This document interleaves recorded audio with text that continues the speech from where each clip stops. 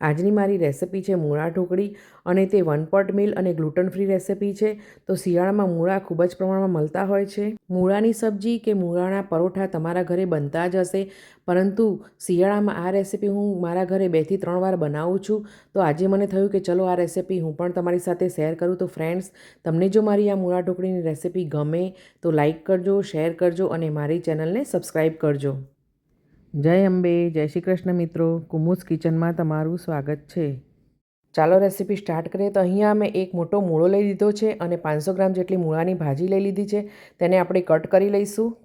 ભાજી અને મૂળાને કટ કરી અને આપણે તેને સારી રીતે 4 થી 5 વાર ધોઈ લેવાની છે અને પછી પાણીમાં થોડીક વાર માટે મીઠું નાખી અને પલાળી દઈશું। અને પછી આપણે તેને સારી રીતે એકદમ સ્ક્વીઝ કરી અને તેને સાઈડ પર મૂકી દઈશું। અહીંયા મેં એક બાઉલમાં 1 કપ જેટલો બાજરીનો લોટ લઈ લીધો છે। હવે આપણે તેમાં ડ્રાય મસાલા એડ કરીશું।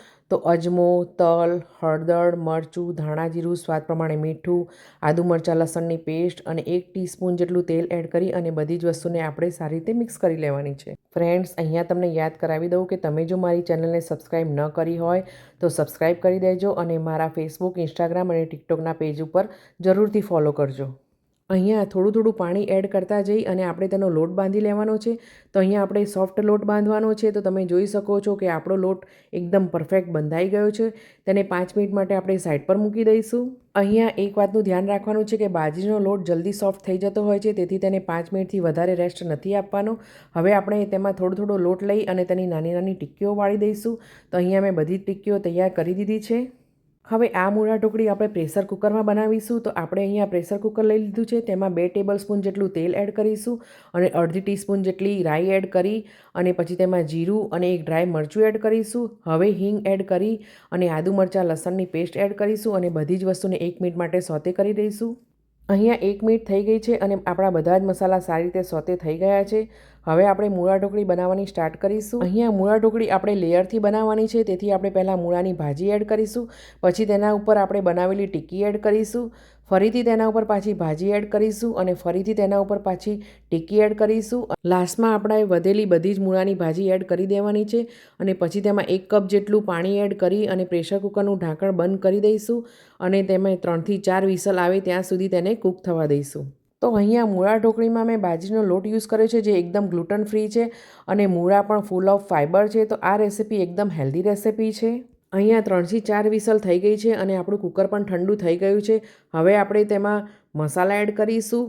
તો અહીંયા મેં હળદર, મરચું, ધાણા જીરું અને સ્વાદ પ્રમાણે મીઠું એડ કર્યા છે અને તેને સારી રીતે મિક્સ કરી લેવાનું છે અને આપણી ટિક્કી પણ સારી રીતે કૂક થઈ ગઈ છે। તો ફ્રેન્ડ્સ, સ્મેલ એકદમ સરસ આવી રહી છે। તો જોતાં જ ખાવાનું મન થઈ જાય તેવી આ રેસિપી તમે તમારા ફ્રેન્ડ્સ અને ફેમિલીમાં ચોક્કસથી શેર કરજો। તો અહીંયા આપણી મૂળા ઢોકળી તૈયાર થઈ ગઈ છે અને આપણે તેને ગરમા ગરમ જ સર્વ કરીશું। તો અહીંયા તો મેં આજે લંચમાં મૂળા ઢોકળી બનાવી છે અને તેને છાશ સાથે સર્વ કરી છે। તો તમે આજે લંચમાં શું બનાવ્યું છે તે મને કોમેન્ટ કરીને જરૂરથી જણાવજો। ફ્રેન્ડ્સ, મૂળા ઢોકળી બનાવવાની બધી જ ઇન્ગ્રીડિયન્ટ્સનું મેજરમેન્ટ મેં મારા આ વિડીયોમાં આપેલું છે, તો તમે ચોક્કસથી ટ્રાય કરજો।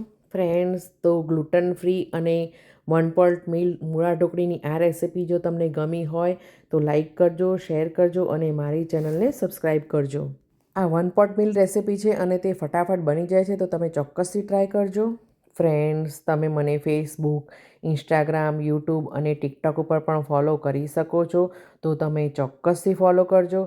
હવે આપણે મળીશું નેક્સ્ટ રેસિપીમાં। ત્યાં સુધી જય શ્રી કૃષ્ણ ફ્રેન્ડ્સ।